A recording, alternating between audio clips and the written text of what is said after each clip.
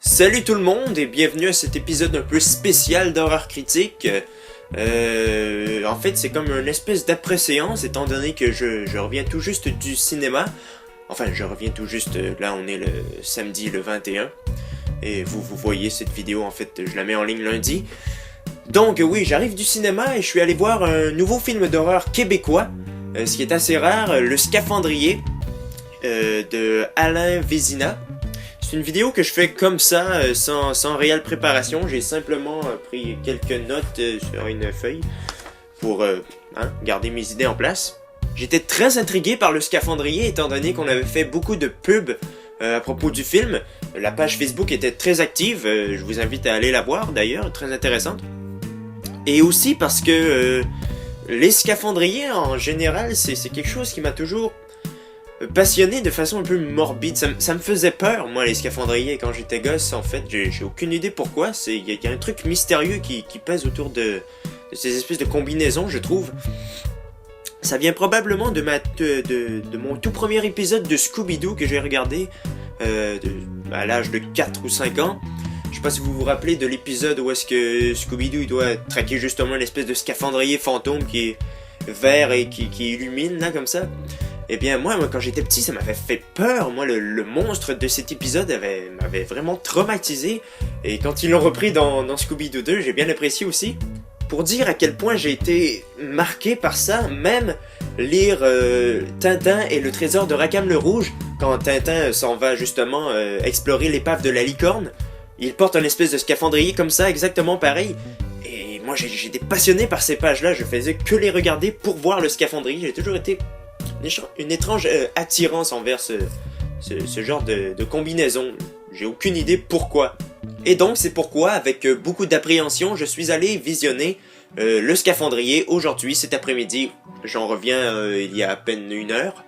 Donc le film raconte l'histoire d'un scaphandrier qui, au début du siècle, au large d'un petit village de Gaspésie, meurt en faisant une descente en plongée sur une épave, l'épave du bateau The Princess of the North, qui est un bateau totalement inventé de toutes pièces. Le naufrage du Princess of the North a emporté avec lui de nombreux trésors, des bijoux et des objets de valeur, mais également une centaine de personnes. Près de 100 ans plus tard, un chasseur de trésors dérobe enfin le butin recherché par le fameux scaphandrier.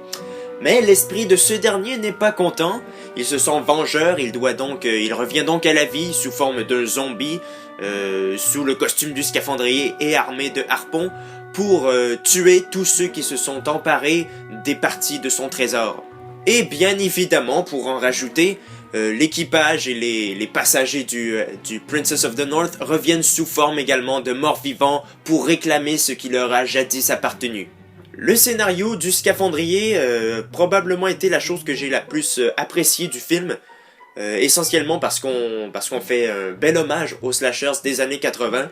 C'était le but recherché d'ailleurs, on revisitait les codes du slasher sans les modifier, et ça j'ai vraiment beaucoup aimé. On mélange également le film de zombies avec, c'est un mariage qui est très bien fait d'ailleurs, c'est pas de trop. Ça m'a vaguement rappelé The Fog de John Carpenter, sorti justement en 79, si je ne me trompe pas, ou en 81.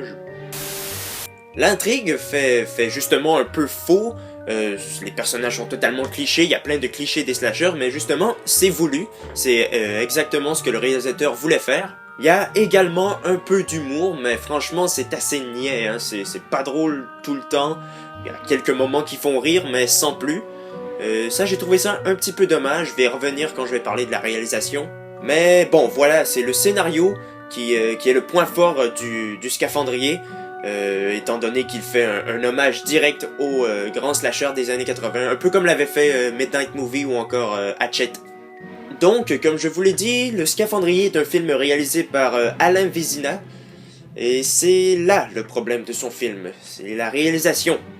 Le film aurait eu intérêt à être un petit peu plus second degré. Là, il se prend trop au sérieux. Voilà ce que je disais, les blagues ne sont pas assez présentes pour qu'on sente que le film est un total délire. En même temps, c'est peut-être un peu ce que voulait faire Alain Vézina, parce que il a dit en parlant du film « Je vais toujours avoir envie de faire des films sans prétention, des sympathiques films de série B. Ce n'est pas péjoratif, c'est un film avec moins de budget et des acteurs qu'on ne connaît pas beaucoup. En effet, les acteurs ne sont pas tellement connus, mais ça également, je vais y revenir plus tard. Le truc, c'est qu'on avait une bande-annonce vraiment prometteuse pour les scènes d'horreur, pour les meurtres qui paraissaient super gore, et d'ailleurs c'est le cas, le film est super violent. Franchement, pour le gore, pour les amateurs de gore, j'ai été vachement servi. On a des tripes à tout bout de champ, j'ai vraiment adoré à ce niveau-là. Le problème, c'est que les scènes d'horreur ne font pas vraiment peur, justement. Les meurtres ne sont pas tellement élaborés, ils sont pas recherchés. C'est du déjà vu, du réchauffé si on veut, mais ça marche plus ou moins. Ça n'a pas vraiment grand effet, j'ai pas été surpris pour les scènes de meurtre, alors que la bande-annonce était vraiment prometteuse. J'ai bien aimé, toutefois, les fameuses références au slasher. On a notamment la vision du tueur à la première personne. On entend sa respiration, ses bruits de pas, ça c'est super bien fait. Mais ce que j'ai aimé par-dessus tout, c'était les paysages. L'endroit où se déroule le film, c'est tourné en Gaspésie, ça se déroule en Gaspésie, et la Gaspésie est une région du Québec que j'ai souvent visitée. Et ce que j'ai aimé, c'est que j'ai reconnu plusieurs endroits dans lesquels le film a été filmé, notamment le fameux restaurant, le Capitaine Omar, qui se situe dans le village de Sainte-Flavie. J'y suis allé à de nombreuses reprises et franchement, super bien. Je vous conseille, si vous passez par le village de Sainte-Flavie, les portes de la Gaspésie qu'on appelle.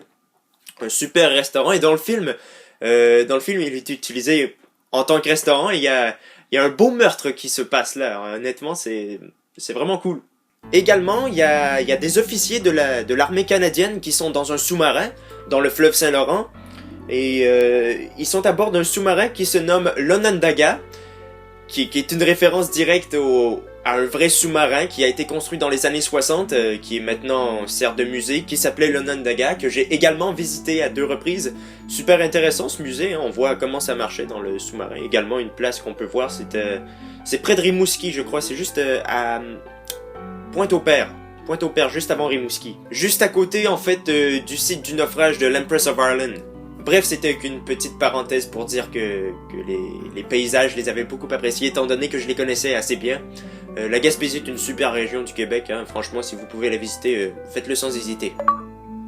Pour ce qui est du visuel, je dois dire que le costume du scaphandrier est super cool. Il a fait justement revivre toutes ces espèces de souvenirs, de peur et de mystère autour du costume d'un scaphandrier. Et franchement, ça marche super bien. Puis les zombies aussi sont relativement bien faits pour un film québécois. D'ailleurs, le premier film québécois à mettre en scène des zombies. Mais voilà, les scènes d'horreur ne sont pas vraiment réussies, donc on peut pas vraiment dire que c'est un bon début. Pour ce qui est des acteurs, ils sont pas vraiment convaincants, honnêtement. Il y a Édith Côté-Demers et Alexandre Landry. Ils sont en tête d'affiche et franchement, j'ai pas été convaincu du tout par leur jeu. Ils sont passifs du début à la fin, ils ne dégagent aucune émotion. Même les figures les plus connues du film ne sont pas vraiment bons dans leur rôle. On a notamment Béatrice Picard, qui est la voix française de Marge Simpson, dans la version québécoise. Les effets spéciaux, j'aimerais bien vous en montrer, mais le film est encore au cinéma, donc va falloir attendre qu'il sorte en DVD ou justement aller le voir. Mais voilà où je veux en venir. Vaut-il la peine d'être vu? Oui. Honnêtement, j'irais pas jusqu'à dire que c'est un bon film, parce qu'il a beaucoup trop de défauts pour passer. Mais je reconnais que j'ai passé un bon moment dans le cinéma. J'ai été diverti. Je suis allé là pour me divertir. Je m'attendais à plus. Je vais pas vous mentir, mais j'ai été diverti. Franchement, c'est à prendre au second degré, parce que si on prend ça comme un véritable film d'horreur, on va se dire c'est de la merde, quoi. Mais non, je crois que ce serait le film idéal pour une petite soirée entre amis autour d'une bière, quoi. Limite, je pourrais dire que c'est un nanar, parce qu'on a du plaisir en le voyant. À voir les meurtres gore qui est totalement impossible, même s'ils sont assez clichés. Mais bref, c'est une note de 5 que j'attribuerais au Scaphandrier. Premier film d'horreur québécois mettant en vedette des zombies, assez décevant. Mais ça reste divertissant tout de même, donc je le conseille à tous. Bref, cet épisode un peu spécial d'horreur critique est à présent terminé. Peut-être que j'en ferai d'autres comme ça, s'il y a des films d'horreur qui sortent au cinéma, je ferai des sortes d'après-séances comme ça après. Ne manquez pas les prochains épisodes d'horreur critique, et à plus!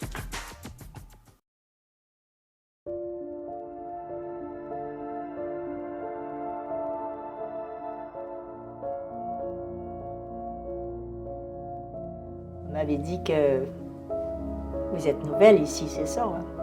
Oui, ça fait à peine 6 mois. Les pêcheurs du village disent qu'ici, la mer ne rend jamais ses noyés.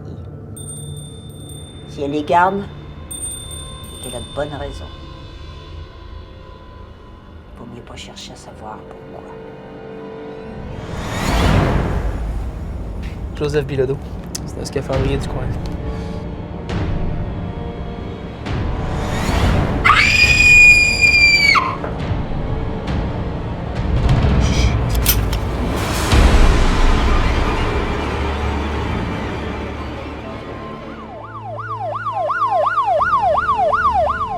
Gardez votre esprit ouvert, Julie.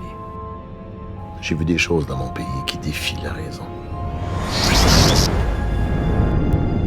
Oh fuck. Ils sont morts. Et si vous voulez que ça leur fasse, qu'on leur prenne leur vaisselle ou leurs vieux bijoux?